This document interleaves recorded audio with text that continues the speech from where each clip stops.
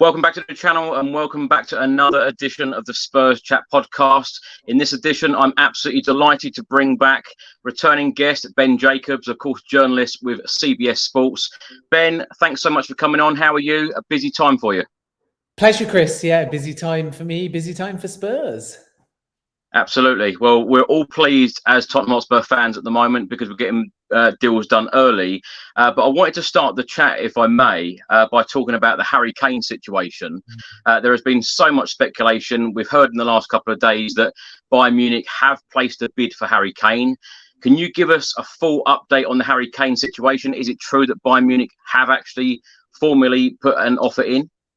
Well, it's not only true that they've put an offer in, but a second offer is actually being prepared, as I exclusively revealed yesterday, for somewhere in the region of £80 million. And Tottenham's position is simple, that any offer is effectively auto-rejected. What we have to wait and see is whether or not eventually, with either player desire or if a certain number is hit, Daniel Levy's position changes. But Tottenham effectively are on auto-reply, and that auto-reply says, thank you for your offer for Harry Kane. Your offer has been rejected. Please don't try again during the summer. And I don't think that Levy or Postecoglou is going to waver from that for a Premier League rival, which is why Manchester United had low optimism that they could get anything done. So the key question in all of this is whether or not it softens the blows somehow if a situation arises whereby a foreign club wants Kane, it's in Tottenham's financial interest, Kane wants the move and asks Spurs to respect that because of his loyalty to the club. Is there a slight window of opportunity there? And that's the debate happening at the moment internally at Bayern Munich. So they'll be back, but Tottenham's position again is that you don't even really get a conversation unless that number is £100 million, not euros. And then on top of that, even if an astronomical offer was placed, and I call it astronomical because of Kane's contract situation, rather than any disrespect to the incredible player he is. Of course, he's worth tons of money, but the contract situation reduces his market value as far as a transfer is concerned. And this is ultimately where we're at the moment. So we have to now wait and see, one, whether Kane is going to contribute to any kind of exit, and two, whether Daniel Levy will change his mind. And usually he's stubborn. So I can tell you categorically at the time we're recording this, regardless of any interest, Spurs are planning for Harry Kane during pre-season and for the forthcoming season ahead. Ben, I've seen so many reports stating that Harry Kane has an agreement in principle with Bayern Munich. Is there any truth in that? Has Harry Kane's camp actually spoken to Bayern Munich? Well, I think we have to be very careful because an agreement in principle doesn't actually mean that he's agreed to move. It simply means that the terms discussed would be seen as broadly acceptable. And my understanding is that Bayern have reached out on the player side and have discussed ultimately what the financials of a move might look like. That's not quite the same as agreeing personal terms, but it is ultimately getting player buy-in. In other words, Bayern don't want to waste their time doing anything on the Tottenham side unless they at least know that if a fee is agreed, Kane is interested in the sense that the financials are acceptable. That's very different to Kane saying he wants Bayern, he only wants Bayern, and players can ultimately agree terms with different clubs. And I think the other thing that is worth pointing out in all of this is it's in Kane's interests, regardless of what happens, to look at financials and even agree verbally to them. Because if he stays at Tottenham and the Postecoglou project goes according to plan, then he's always got the opportunity to sign a new deal. And when he signs a new deal, if a club with Champions League football like Bayern Munich have offered more lucrative terms than he's currently on at Tottenham, and that remains to be seen, by the way, but if those terms are an improvement, then ultimately he could have aspects of what was put down on paper to offer. It's a bit like if you've got a job that you like and you take a job interview, you may accept the terms of those job specifics without actually taking that job. So at some point later down the line, you can go back to either your employer or another employer and say, listen, I actually was offered this, so I would quite like you to match it. And it shows what my market value is, or it shows the length of contract that I can get at my age. And this, by the way, is why a variety of players are also going to Saudi Arabia. Some want the move, but some simply want to use the terms that they're going to be offered and can in theory agree to as some kind of leverage to get a deal elsewhere. So Kane's in a really healthy position because he knows Spurs want to keep him. He knows Bayern want him. He knows there's Premier League interest. He knows if he wants a new deal at Tottenham, he can lead on that new deal. So I actually don't see him at this stage as being in a particular rush. I think he's perfectly happy to go back and have pre-season with Tottenham, and the ball is ultimately now in Bayern's court to try and change Tottenham's mind. Ben, at the moment, though, are Spurs offering Harry Kane a new contract? Are they pushing Harry Kane to try and sign a new contract? Not at this stage, but I think that that's normal. First of all, because they're not being forced to, and that's where Kane is important. And second of all, because everybody understands that Harry Kane wants to see how the project develops. So if Kane signed a contract now, it might be celebrated, but if you're sensible and you're Kane, you're putting all manner of clauses and caveats to still allow you to leave. Or you're saying to Tottenham, why don't we sign a one-year deal and then see what happens in a year's time? And Tottenham would protect his value to some extent and Harry Kane would still have an out. But Kane signing a contract will mean nothing if the Tottenham project doesn't move next season. Because even if he stays at Tottenham and was to put pen to paper, there would be enough in that contract, either because it's shorter or because there's clauses in it that still allow him to leave. Because Harry Kane will not want to stay another year at Tottenham, and if they do not get Champions League football, remain at the football club thereafter, because ultimately if they don't get it next season, then they don't have it the season afterwards, and suddenly he's passing his peak from an age point of view. So contracts don't mean as much as perhaps they used to. You only have to look at Alexis McAllister, signed a new deal, went to Liverpool. Moises Caicedo signed a new deal, is likely to go somewhere, very likely Chelsea during the course of this summer window. So if Kane signs, again, everyone will celebrate, but what are the terms of that signature, which is far more important? Because if those terms give him an out anyway in a year's time, or Spurs don't qualify for Champions League football, so they have to sell, or even just a gentleman's agreement to that kind of tune, signing a deal doesn't really help Spurs keep on to Kane in the long run. And I think at this stage, it's not about Spurs trying to get Kane to sign. Of course, that's what they want. It's about Spurs primarily trying to keep Kane first and foremost. And then if he falls in love with the Postecoglou project, the natural conclusion will be that somewhere over the course of the coming months, or certainly before the contract expires, he does sign a new deal at Tottenham. But you do think that if Spurs did receive an offer of over £100 million, they would look at it and they would think about it? Well, I think if we look at 2 years ago when Manchester City came in, Daniel Levy said to Manchester City, pay 200 million or somewhere around that mark, otherwise don't engage with me. And Manchester City said, we're not doing that. I don't think in this scenario it would be quite as simple. I would be surprised if Daniel Levy puts a price tag on it. And that, I think, tells you that there is a number and Spurs will have to cash in on that number. But whether or not that number, for example, is 100 million euros or around 80 million pounds, apologies if that conversion is wrong, I think remains to be seen. So usually when a club gives a specific number as per Kane times Manchester City, it's astronomical and it's to ward off the market. Whereas if Levy's giving a number now, I don't think it will be a ward-off number. I think it's more about Levy waiting and not triggering anything or offering Kane to anyone. But he will have privately a number that he doesn't share. And if that number's hit, I think Spurs will have to think very seriously. But it's still a massive task for Bayern to hit that number, because Bayern Munich are relying on the fact that they're going to somehow get Kane for under 100 million pounds, probably at a maximum of 100 million euros. And you might find that to get to that number, their structure, which is equally as important, is quite add-on heavy. And who's to say that the add-ons will be gettable? And if Daniel Levy gets an offer for even 100 million pounds, but certainly 100 million euros, and it's 80 plus 20, 10 of them are on, let's just say, Bayern winning the league, then those are quite likely, but it's not 100% guaranteed. And then if the other 10 are on Bayern winning the Champions League, then Daniel Levy may turn around and say, there's a fair chance that I never get that. So the structure of the deal is not acceptable, even though the number might seem quite high. So this isn't quite as simple as just someone's got a table 100 million plus. It's about structure.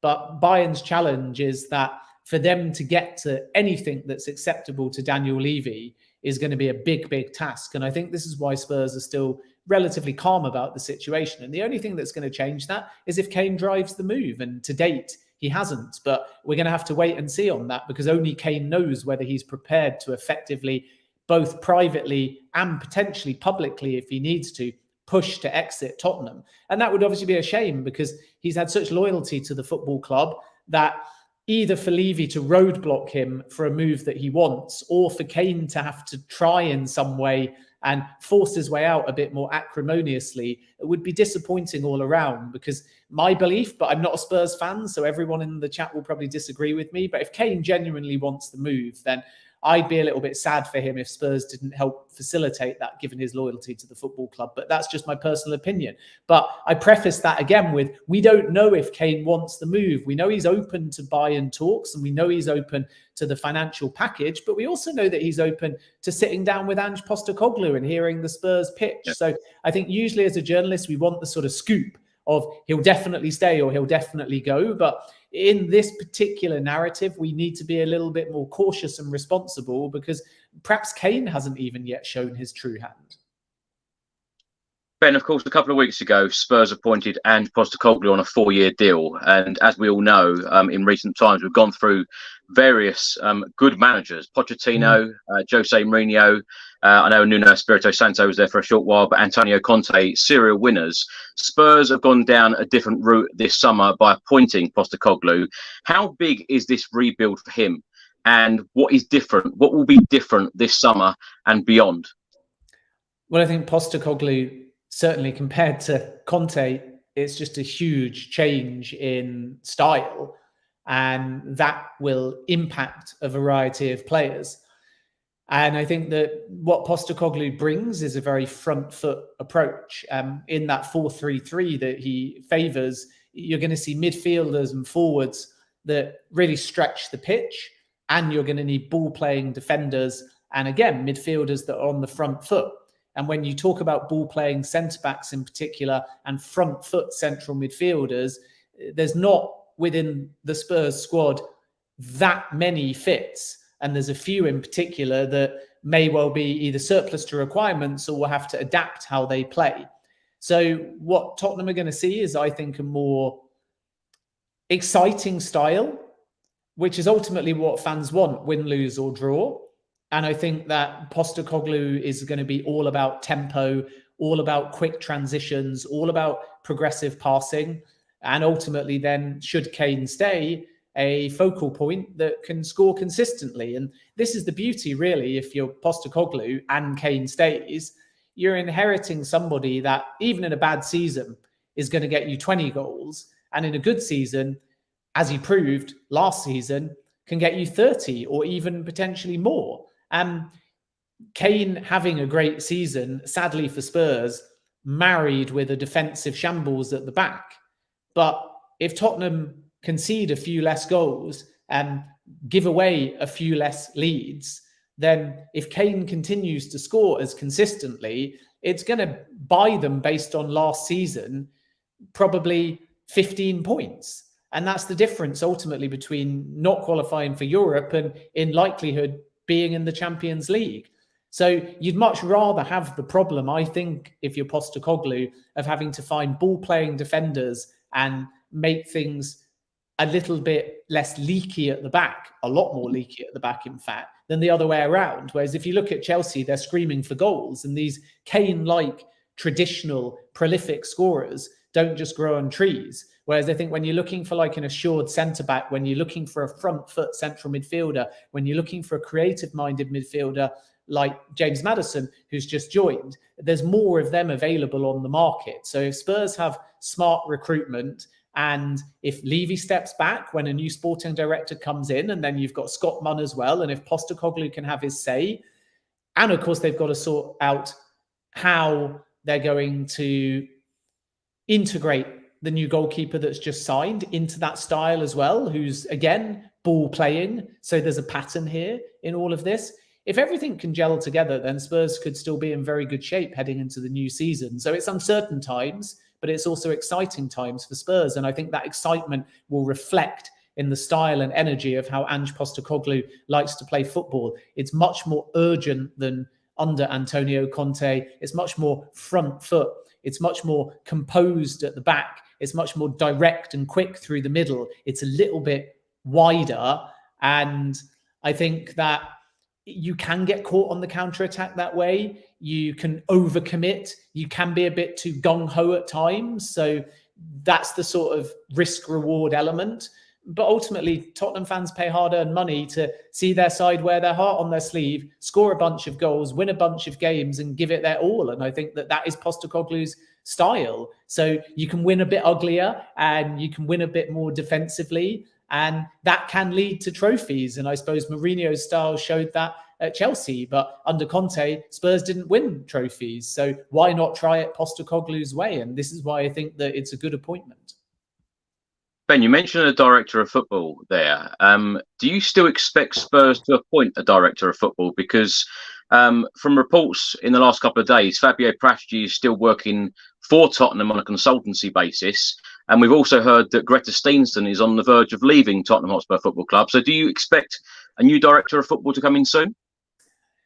Yeah, I mean, I was surprised really that the director of football wasn't before the manager a few months ago, but obviously circumstances dictated it couldn't be that way around. But I think that had Antonio Conte stayed until the end of the season and then left, which was the expectation a little bit earlier in the season, then it very much would have been a case of bringing in the sporting director first and then having that sporting director input to the managerial choice. The other thing to bear in mind in all of this is just that there's kind of half a sporting director in if you are like for like comparing it to Fabio Paratici. And that's because Paratici had two roles, kind of sporting director and general manager. So now there's going to be two people doing what was one Paratici role, and Scott Munn covers half of that. So on the recruitment side, there is that need to bring in the sporting director, but obviously Spurs have still got a pre-existing plan for this window. And the only intriguing thing for me is how much that changes, because if that plan, because clubs are ultimately planning windows ahead, was based upon Conte, and you would assume that Spurs planning 2-3 windows ahead were planning it on Conte and with Paratici, and obviously Levy's input as well. You would assume that was all based on Conte ball, and now it's Postecoglou ball. So some targets are going to have to change. And this is why I think Spurs moved so quickly for James Maddison, because he ticked the box of being a long-term target and was always on Spurs' radar since last summer.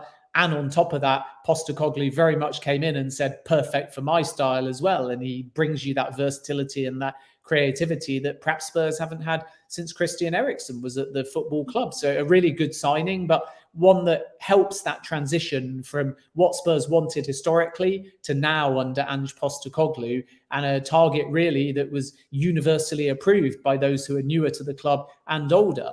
As far as the sporting director is concerned, not too much new intel, to be perfectly honest with you, to bring. I know that Tottenham had looked at a variety of candidates, and the process now has slowed because ultimately Daniel Levy and others at the club have been keen to look at that dynamic between himself to an extent, even though people constantly say he's staying back, Munn and Postecoglou, and they're almost therefore appointing the sporting director more backwards. And the final thing with any sporting director is that if you want one and they're incumbent anywhere, they may not even be able to work across this window, which also means that you don't have to be in a bigger rush. So we know, for example, that even the people have linked Paul Mitchell. He's not going to come back to Spurs.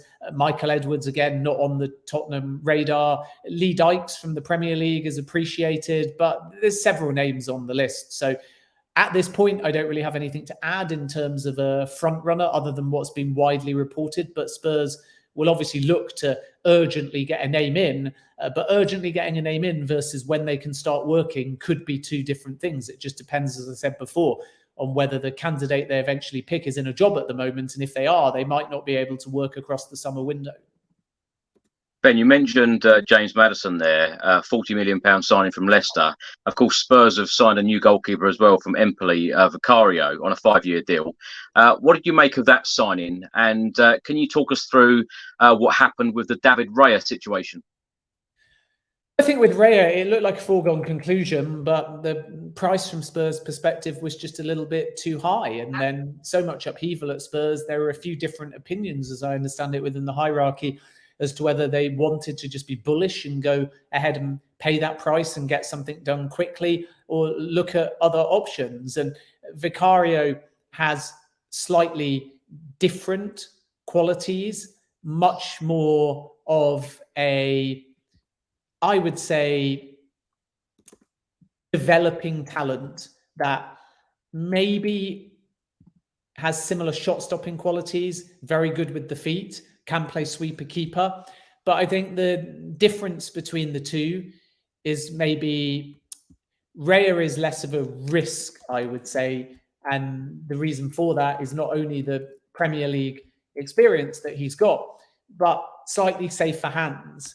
And I think that from Spurs' point of view, they prioritised that move when they thought that the price would drop. But obviously, if you look at Vicario, then what you see is a 26-year-old, and for a goalkeeper, that could give you a 10-year longevity. Someone that's a little bit more explosive, quick decision maker, and then the area of improvement is going to come in decision making. I don't want to alarm Spurs fans by saying that, because I don't mean decision making in the sense he's bad at decision making. There's going to be a bunch of errors. But when you get a goalkeeper this raw and talented, he's very instinctive. And instinctive goalkeepers tend to like to move early.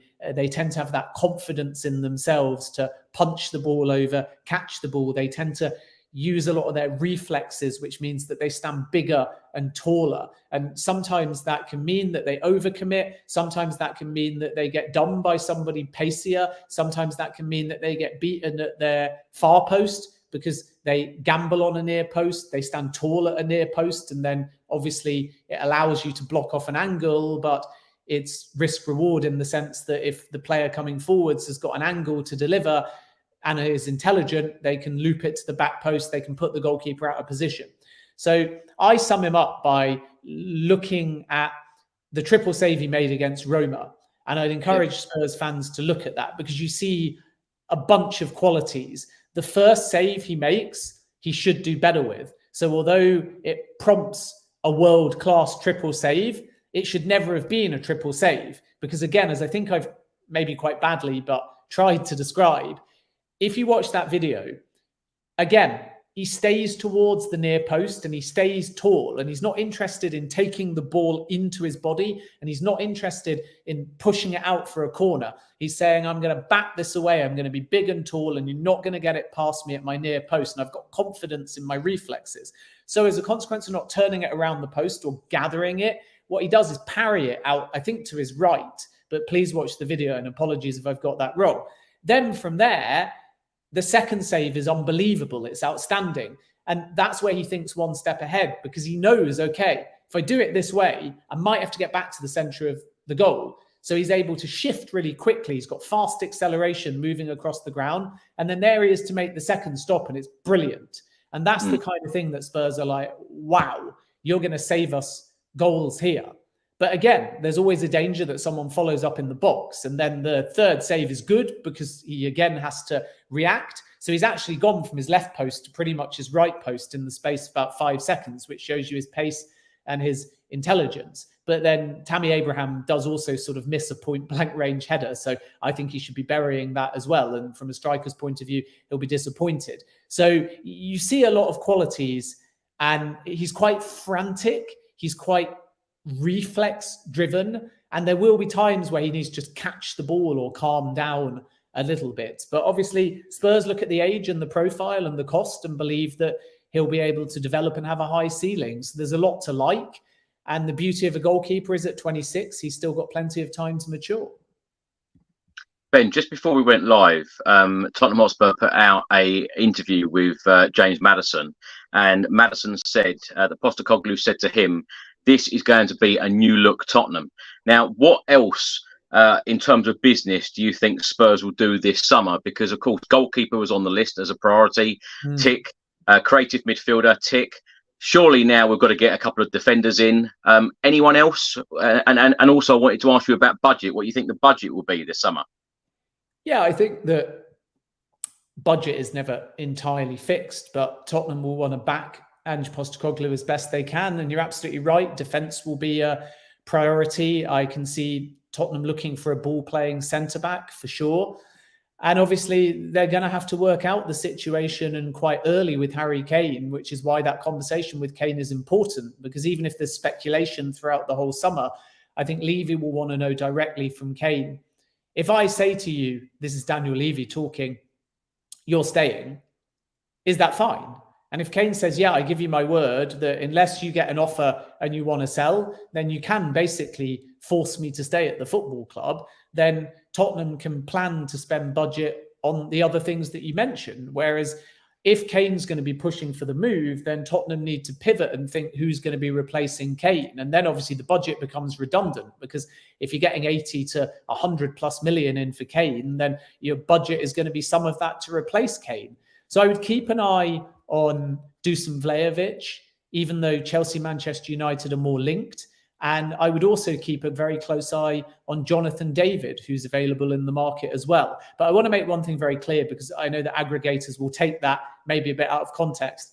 Make sure if this is sort of reported, and I'll obviously do the same in my own reporting, it's an if Kane leaves. Because I think we're going to get sucked into a lot of Spurs are looking at this, Spurs are looking at that, when they're not really actively looking at a Kane replacement at all at this point. But they're going to have to be hyper aware of the situation, because they don't want to be in a position where Kane suddenly goes and then they don't have a replacement in mind. And then I think, as you say, if Kane is out of the equation, it will be all about ball-playing defenders, and also outgoings as well are still going to be important, which is why Spurs are really pleased, for example, that they've been able to get around 10 million for Harry Winks, who has gone to Leicester, my club, not part of the Maddison deal, but a sort of two deals with one stone, if you like, type deal, two birds with one stone, but in deal form. So that's good business for Spurs, because it's little things like that that clear a player off the wage bill, reduce the squad size, and bring in a bit of cash, which they can declare on the annual books. And they can also do that in likelihood, presuming it's all signed and done before the end of the financial year. Are you pleased with the signing of Harry Winks, Ben? I think so. I mean, by championship standards, yes. I think the whole point from Leicester's perspective is to find a player that can help get Leicester up. And Leicester's priority is obviously to resolve the situation of those that want to leave, especially now Harvey Barnes and previously Maddison before he joined Tottenham. And this is why Leicester and Spurs were able to move so quickly, because ultimately all parties realised that Maddison was going to go. And now for Leicester, it's about keeping, I would say, the sort of Ndidis, the Iheanachos, the Castañes, if they can. Even Iverson in goal might not be too bad, although I think that Leicester might well look at Zach Steffen. And I think with Enzo, Pep's assistant, coming in, that's really exciting for Leicester too, because it's going to be a style of football that's very easy on the eye. And hopefully Leicester can get the best out of Harry Winks, because he's the kind of player that I still think could improve under the right manager and game time. You can understand why Spurs just wanted to sell. He's 27 years of age. He's surplus to requirements. He'd obviously come off the back of a loan spell with Sampdoria. I think he'd had some problems with injuries there as well. But I think that if he can get back to the Winks, who was sort of playing 20 odd times for Spurs most seasons between, I think, 2018, 19, 19, 20, and if he can bring a bit of consistency to his game and stay fit, then quality championship signing, and a player absolutely that you'd want in your squad if Leicester come straight back up to the Premier League. Ben, I've got so many names that I'm going to throw at you now. Clément Lenglet, what's happened to the deal with Clément Lenglet? Because it seemed that Barcelona wanted a deal to go through. They want to get him off the wage bill. It looked like a dead cert that Spurs were going to sign him on a permanent deal. What's happened there?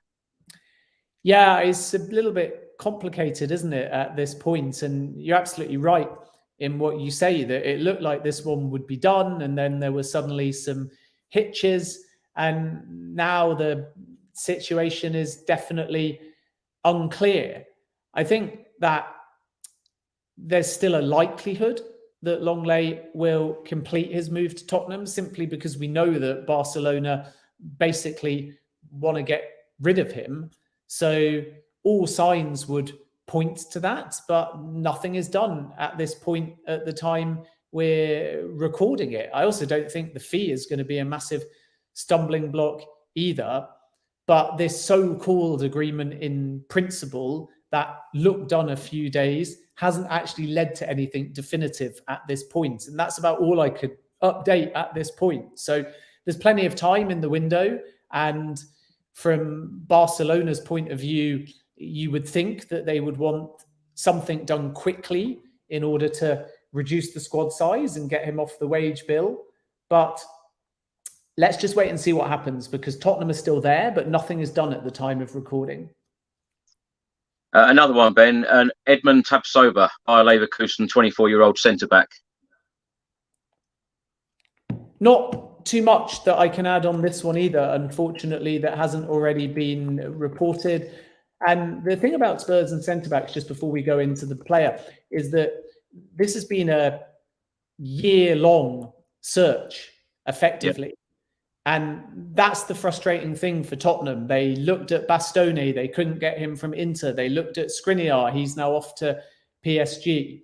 So this is kind of a reflection of how frustrated I think that Tottenham have felt in the market with some of their targets. And I do expect them to move pretty fast on the centre-back front now. And I think the first concrete one that we're going to see in terms of negotiations is more likely to be Micky van der Ven. That's the one I think is one to watch as far as Tottenham are concerned. But the Leverkusen defender that you mentioned is another possibility. And it's definitely true that Spurs have reached out to initiate those talks. I'm not personally aware of whether they've advanced in the last 24 or 48 hours, but what I can confirm is that Spurs have begun those talks with Bayer Leverkusen. But the thing about Tapsoba to understand is just that there's a large volume of clubs in the race. So Tottenham are not going to have a clear path at this one. It's not going to be like the Maddison deal. And that might well lead to complications. And also we have to understand the player desire. And others may be reporting differently, but I'm not aware of a player desire yet on this particular front.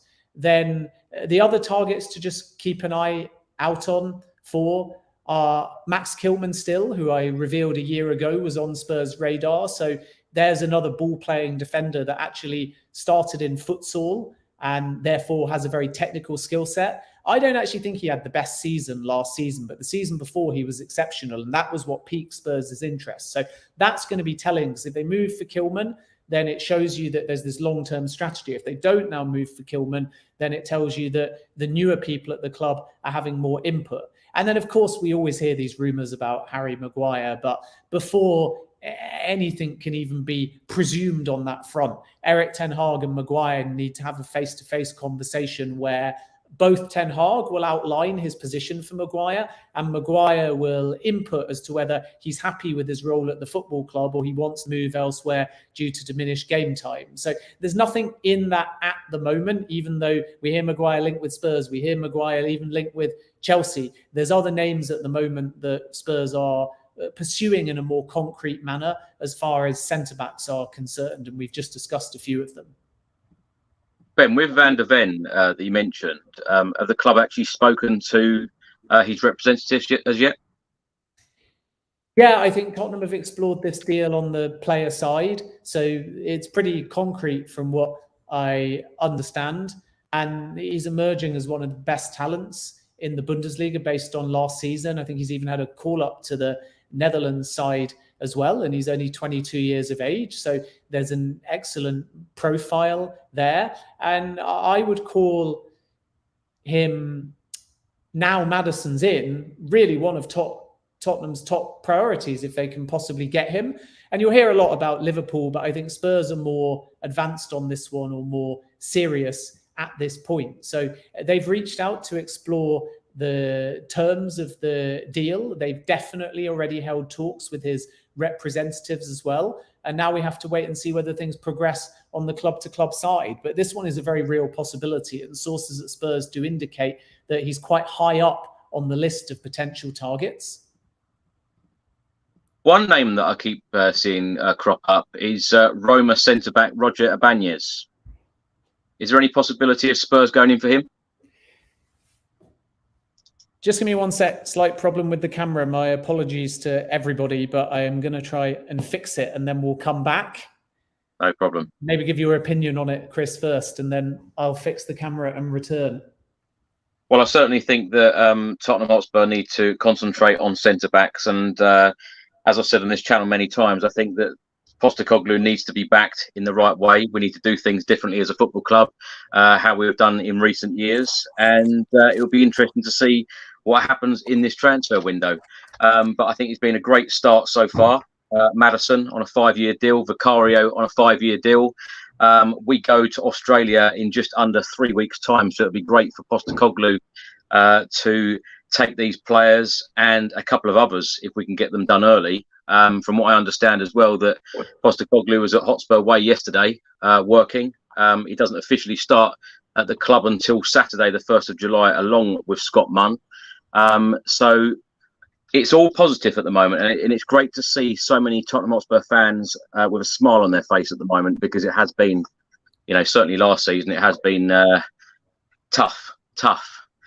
Ben, Roger Ibañez. Yeah, Roger Ibañez doesn't feel as much of a priority at this point. And by priority, I just mean that they're focused on some of the targets that we've discussed before. I know that there's some reports out of Italy suggesting somehow there might be a swap deal and maybe Ben Davies will be involved in it. I'm not aware of that. I've got full respect for any of those sources in Italy saying it, but I haven't been made aware that Tottenham are looking into any kind of swap deal at this particular point. So we'll have to wait and see on that one. It's not as concrete as the other names that have been discussed. I think that from Roma's point of view, it would be normal to consider Davies, because they're kind of on the lookout for a left back. And Jose Mourinho knows the player well, and he's likely to stay at Roma, by the way, despite a massive offer from Saudi Arabia. So let's wait and see. I actually think that when you look at Davies, there's no reason why he couldn't play as a sort of inverted fullback under Postecoglou. And even though I think he's 30 now, that experience might be quite useful from Tottenham's point of view. Destiny Udogie is going to come in, excellent potential and player, but is young. It can't hurt to have a 30-year-old that can play in that inverted fullback position, because it fits quite well with Postecoglou's style. So I'm not ruling out somebody being able to come in for Davies, but if I was Postecoglou, and when I look at his style and system, I'd probably be quite tempted to keep Davies. I don't know if Spurs fans disagree. Yeah, that's an interesting debate, that one. Ben, next up, Victor Nelsson and Nicolò Zaniolo, who both, of course, play for Galatasaray. Nicolò Zaniolo, that is a name that keeps cropping up every single transfer window. Yeah, Zaniolo was more concrete, I think, last summer, and there wasn't really a fee to be had. And at that point, Mourinho kind of wanted to give the player another chance. And this was very much driven at the time by Antonio Conte. And I think Spurs played Roma in a friendly, and the club spoke about it in depth. And the reason why Conte liked the player is because he thought he was really versatile and he could be converted into all kinds of different positions. But now I think that that's gone cold.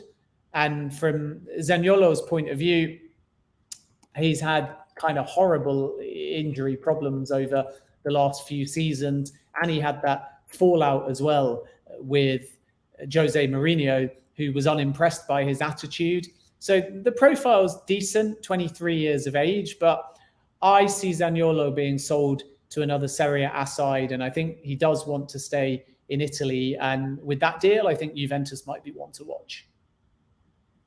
Ben, keep seeing reports as well about Bristol City star Alex Scott and Peterborough star Ronnie Edwards.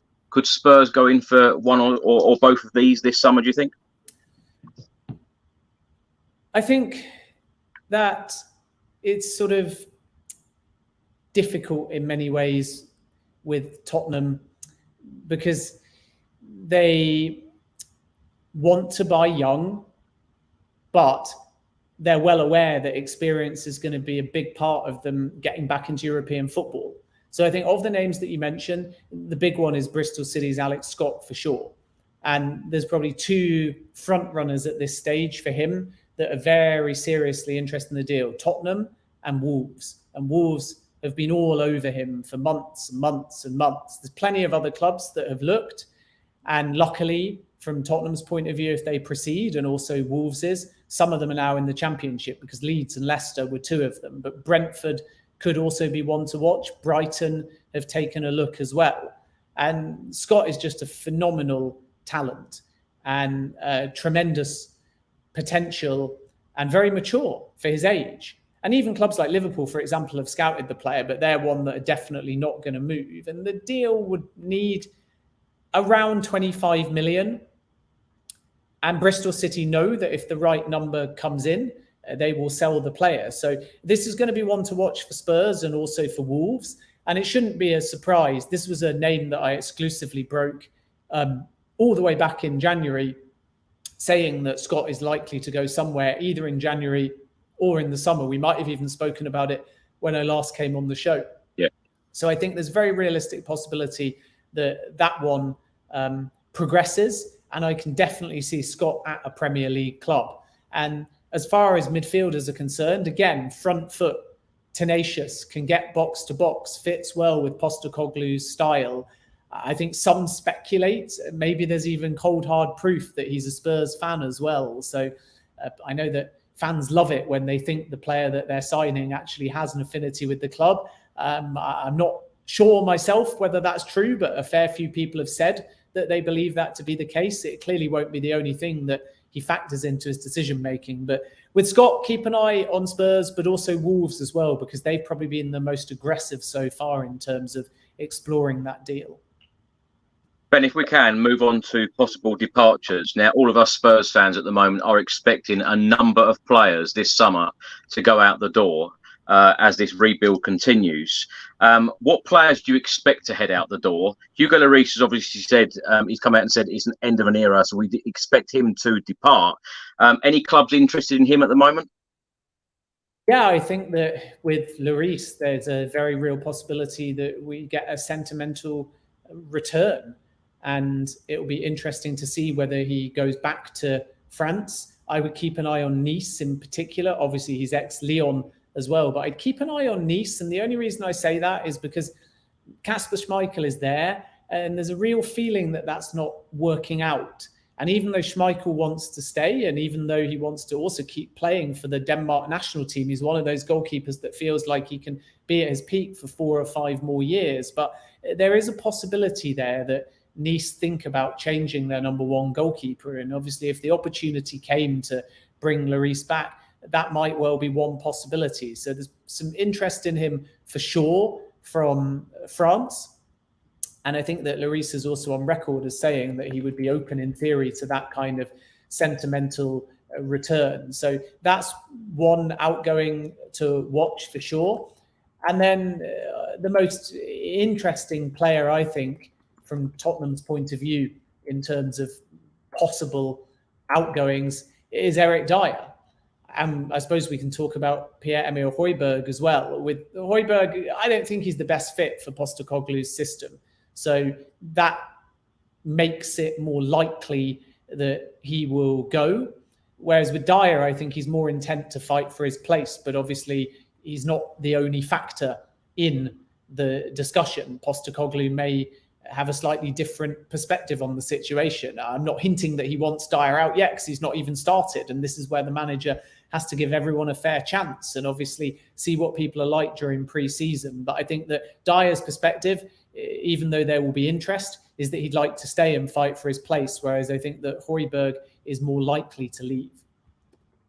What about Sanchez and Tanganga? Because I feel that a lot of Spurs fans feel the same about, especially our defenders, that they may have outstayed their welcome at the football club. I know you've just covered Eric Dier, probably not what most Spurs fans want to hear, but out of the defenders in particular, who would you expect to leave? Who would be pushing for a move away?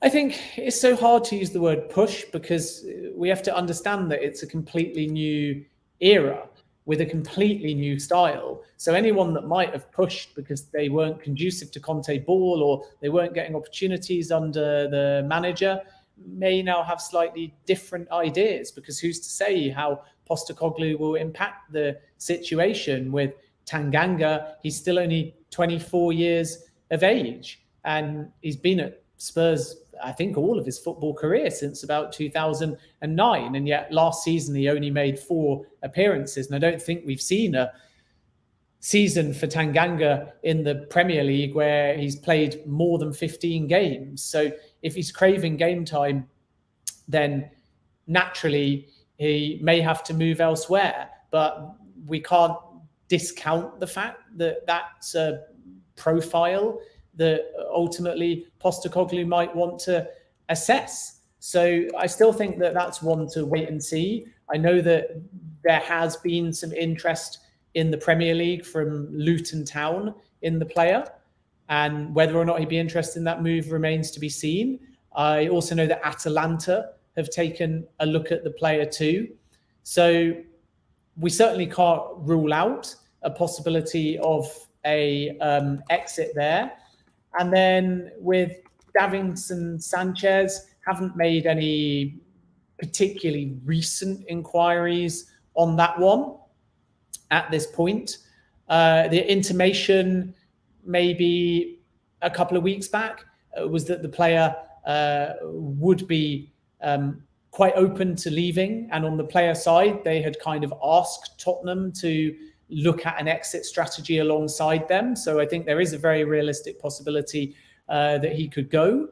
I don't think he'll be short of options, to be perfectly honest with you.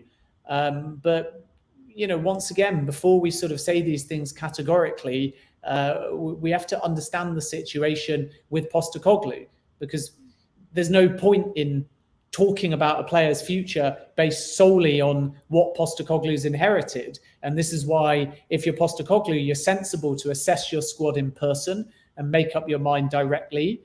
And that was the problem really with Pochettino and Mason Mount, that Pochettino was desperate to try and get Mason Mount to somehow stay to the early few weeks of pre-season, to see whether by working together for 10 or 12 days or going on a pre-season tour together, he could then say to Mount, look, you're enjoying your football, you're enjoying your life. Like, I've given you a pathway, I've given you a role. Maybe things change. Maybe you see something in pre-season that's a little bit different.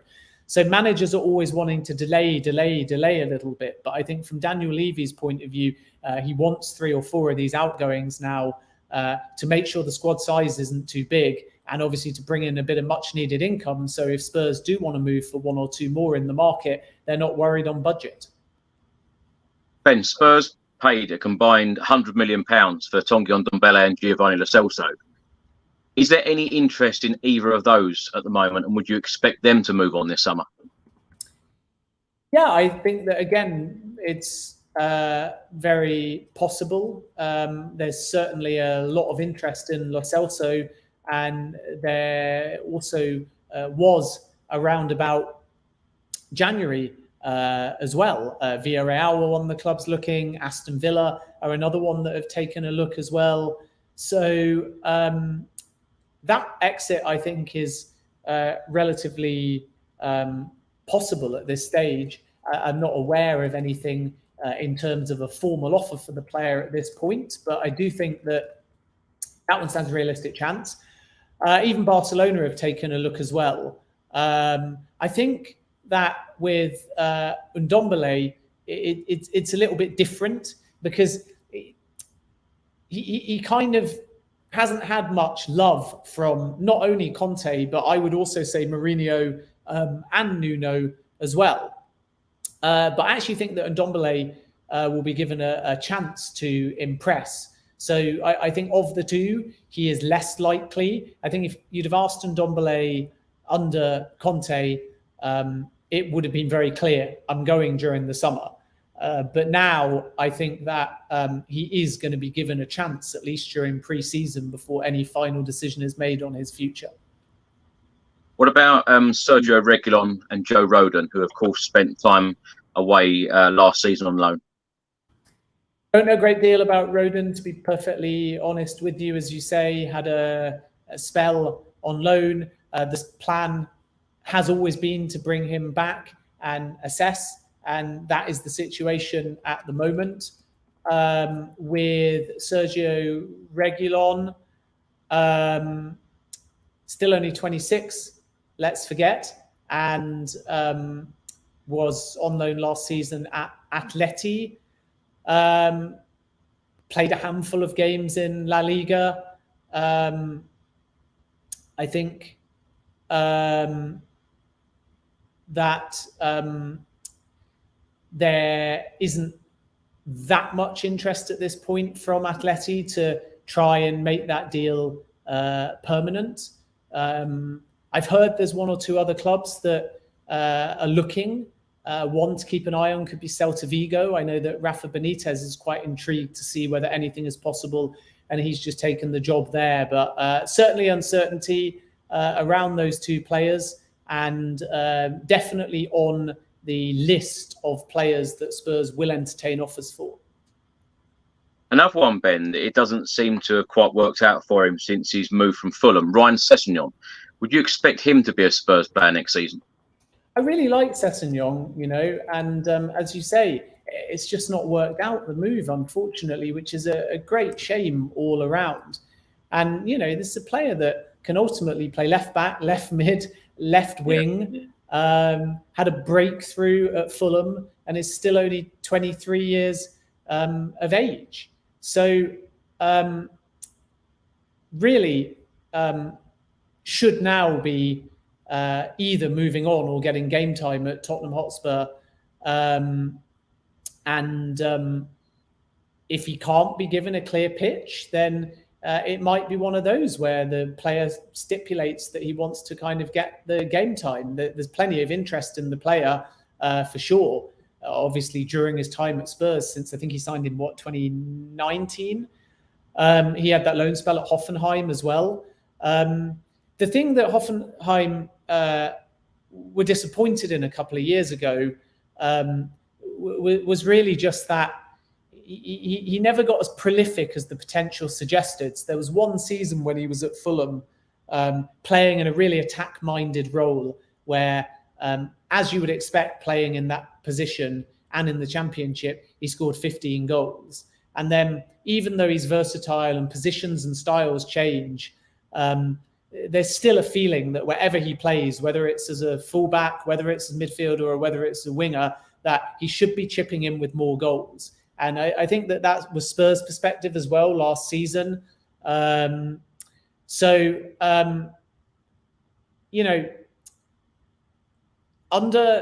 Postecoglou, the width that he plays with and the versatility that he has should be a good fit. So I think that Postecoglou will again want to look very closely at the player before making any decisions. Ben, the last two players I wanted to discuss with you, Bryan Gil, do you think he will move on this summer? And Jed Spence, because of course Antonio Conte called Jed Spence a club signing. Of course, Spurs have got Pedro Porro and Emerson Royal in at right back. Do you think he'll get much game time, or do you think that Spurs will be looking to loan him out again? Yeah, there's a question mark over Bryan Gil for sure. Strong feeling over the last few weeks that Sevilla might come back in. So he could be an outgoing for sure. And then who was the other one? Jed Spence. Yeah, Jed Spence is just one of those Spurs signings over the summer that was part of a really exciting time, because it felt like it was signing over signing after signing. And I think he was the sixth, because they did that announcement, didn't they? Sixth Spence. But he's one of those that, much like many of them over the summer that were signed in bulk and in volume, when it looked like Spurs were being ambitious, were not those like automatic starters. They were all squad players and proved to be relatively underwhelming. And I think that's obviously the case with Spence, because he's come in, he played, I think, only 4 Premier League games before going off to Rennes on loan. But when you sign a player like that and they're still new, really you want to try and keep them and get the best out of them. And I think the most telling thing for Spence, because he was eligible to my knowledge, is that he missed out on selection for the England under-21s at the Euros in Romania and Georgia. So he's fallen quite far down. When you think, for example, that Skip is there, right? Adoji is there, but Spence isn't taking part. And I think when you sign a player like that at the beginning of last season, and then a year on, they can't even make an under-21 squad, and they've already been out on a loan. It sort of tells you that things haven't gone, unfortunately, according to plan. So my feeling is with Spence that there is interest in him, but because he only joined a year ago, I think he's another one, even though I sound like a broken record here, that will get the pre-season first. That doesn't mean he won't go. It means that you got pre-season and then you've still got weeks left of the window. So I think that this one, if he's sold, will come a little bit later in the window. My side, Leicester, actually had inquired and taken a look, and hadn't got much confidence when they did so in January that anything would be possible in the summer. And then there was a little bit of interest, to my knowledge, from Lyon, and there have also been requests for loan deals as well. I'm not so sure that Spence would want to do a second loan, because if it becomes sort of join, loan, and then loan again, it almost feels like the club is saying, because he's so new to the club effectively still, sorry, this one's not going to work out. So a lot will depend on this, on whether the player communicates what he's prepared to do. But in addition to that, I think that a lot will come down to whether he can impress in pre-season. I think what would be really interesting, Ben, is when Postecoglou officially starts from Saturday, he will have 2 weeks to assess that squad, and it'd be interesting to see the players that don't get on that plane, like last season, like last summer with Antonio Conte. You know, didn't include a number of players on the plane. Lastly, we've just got a couple of comments or questions. Perisic, is it possible that he could go out the door? And we've also been linked, and I'm not sure whether it's paper talk or not, Furuhashi from Celtic. Any possibility of Spurs signing him? Yeah, I don't know anything about the latter other than player Postecoglou knows well. Shock horror linked with him. Be a great signing, by the way. But obviously, you have to also think about now Tottenham's target positions, not only target players, and they're going to have to work out what their priorities are based upon the budget that is available to them. So, of course, it could be one to watch, but you know, everybody loves a day after, week after the manager has signed, linking them with players from their former club. So, yeah, I've seen a lot of him. Very good player. You know, quite clearly not one that Brendan Rodgers will want to lose. And Perisic? Perisic, I think, would be quite useful again in this system, but he is 34 years of age. I think that when you have such a need for outgoings, there is a lot of opportunism for clubs to get a deal. And Fenerbahce are one of them, for example, that have approached the Perisic side to see whether anything is possible. There's also some interest from Saudi Arabia to see whether they can get a big money offer for him, much like there was for Son. But it's really important, by the way, with Son, just to say the Saudis were never going for Son in 2023. This was a name and a story that I broke about a month ago. And then subsequently, we saw these reports that an actual offer had been placed. And then Son came and basically said, I'm not going anywhere.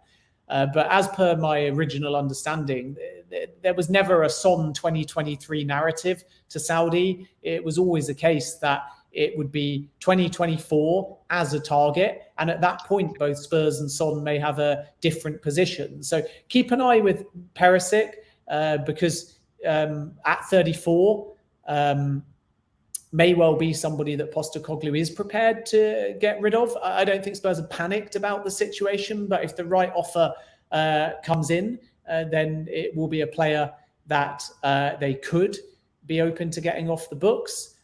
Saudi Arabia are going after all of these targets at the moment. So obviously there can be opportunism for a club in order to sell and get a good deal. The only thing I would say about the Perisic situation is just that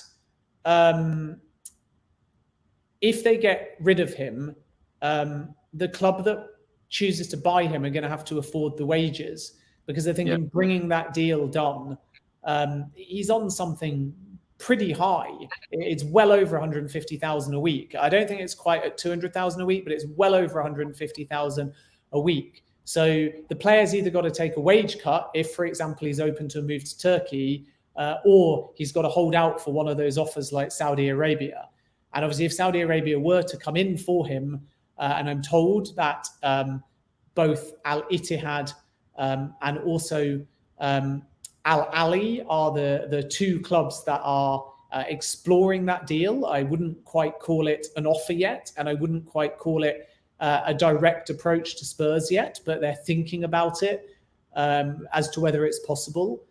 So they're going to be able to afford those wages. And this is where we've already seen it with Chelsea, but we'll see other clubs join in that opportunism of sort of being able to offload some of their big earners. So an exit is not guaranteed, but if an exit happens, it's just important to illustrate that the wages are quite high. Ben, very, very last question for you. Naming rights on the stadium. Any news? No news to add on that. Lovely. Thank you very much. And Ben, you've been an absolutely fantastic guest. I could talk to you all day about Spurs and about football in general. Please tell everyone where they can find you on social media and what you're up to at the moment. Yeah, CBS as normal. I've got a brand new podcast as well with Fabrizio Romano and Angus Scott, which has just launched last week. More details to follow. At JacobsBen on Twitter, cbssports.com for all of the written stuff.